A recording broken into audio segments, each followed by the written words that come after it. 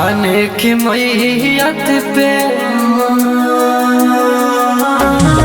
दीवाने की मैयत पे ओ मेरे दिल पर दो बूंद आंसू बहा देना।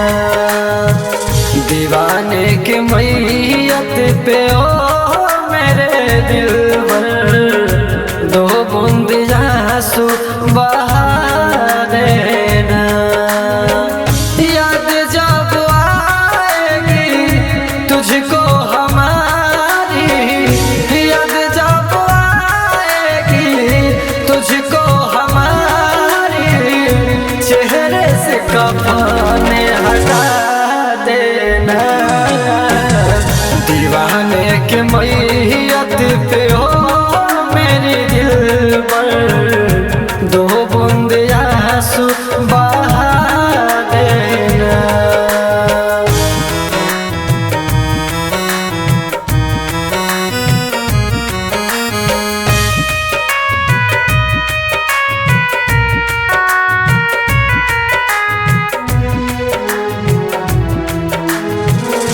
जाने लुटा दी मैंने मोहब्बत में तेरे, मैं तो तुम्हारा था हुई तुम न मेरे।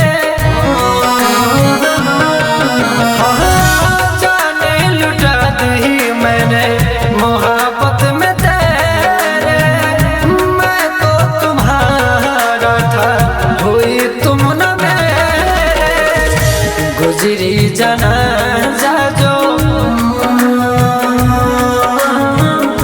गुजरी जनाजा जो तेरी गली से, था कोई पागल बता देना।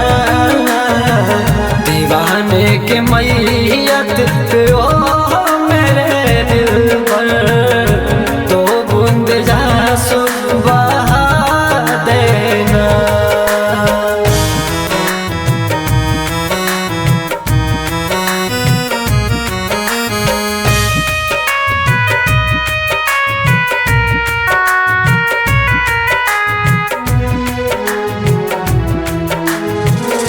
तेरी मोहब्बत को पा ना सका मैं, कितनी थी चाहत ये बता ना सका मैं।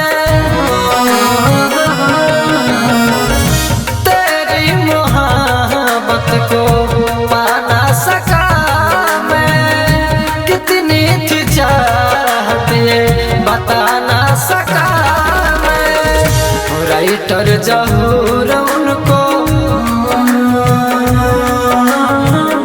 सुमन सोनी उनको आदब से जाके कब्र पे मेरे बुला लेना।